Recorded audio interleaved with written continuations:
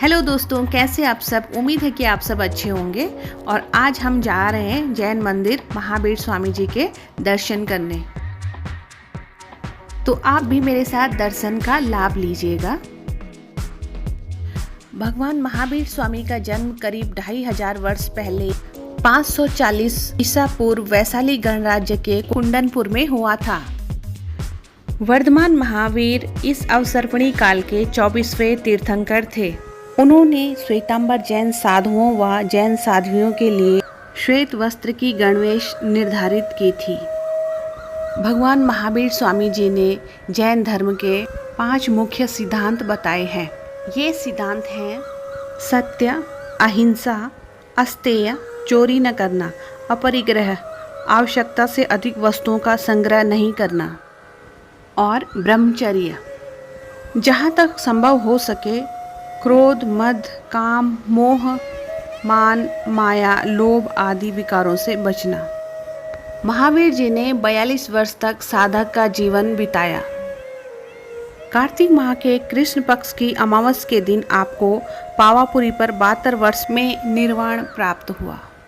महावीर स्वामी जी ने लगभग 40 वर्ष तक बिहार के उत्तर दक्षिण स्थानों में अपने उपदेश दिए। इस समय उनके अनेक शिष्य बन गए थे। महावीर स्वामी जी के मुख्य शिष्यों की संख्या 11 थी। इनके प्रथम मुख्य शिष्य इंद्रभूति थे।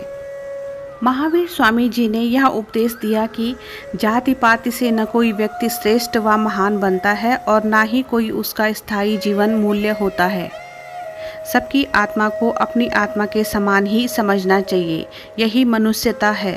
अगर महावीर स्वामी जी के उपदेशों के बारे में बात की जाए तो त्याग और संयम, प्रेम और करुणा, शील और सदाचार ही इनके उपदेशों का सार था। जैन धर्म के 3 प्रमुख नियम और सिद्धांत हैं। सम्यक दर्शन, सत्य में विश्वास को ही सम्यक दर्शन कहा गया है। सम्यक ज्ञान, सुद्रूप, संकविहीन और वास्तविक ज्ञान ही सम्यक ज्ञान है। सम्यक आचरण, सांसारिक विषयों से उत्पन्न सुख दुख के प्रति समभाव ही सम्यक आचरण है। 30 वर्ष की आयु में ही महावीर जी ने संसार से विरक्त होकर राज वैभव का त्याग कर दिया और संन्यास धारण कर आत्मकल्याण के पद पर निकल गए। 12 वर्षों की कठिन तपस्या के बाद उन्हें केवल ज्ञान प्राप्त हुआ, जिसके पश्चात उन्होंने समव शरण में ज्ञान प्राप्त किया। 72 वर्ष की आयु में उन्होंने पावापुरी से मोक्ष की प्राप्ति हुई। इस दौरान महावीर स्वामी के कई अन्वयी बने, जिनमें राजा बिंबिसार, हुणिक और चेटक भी शामिल थे।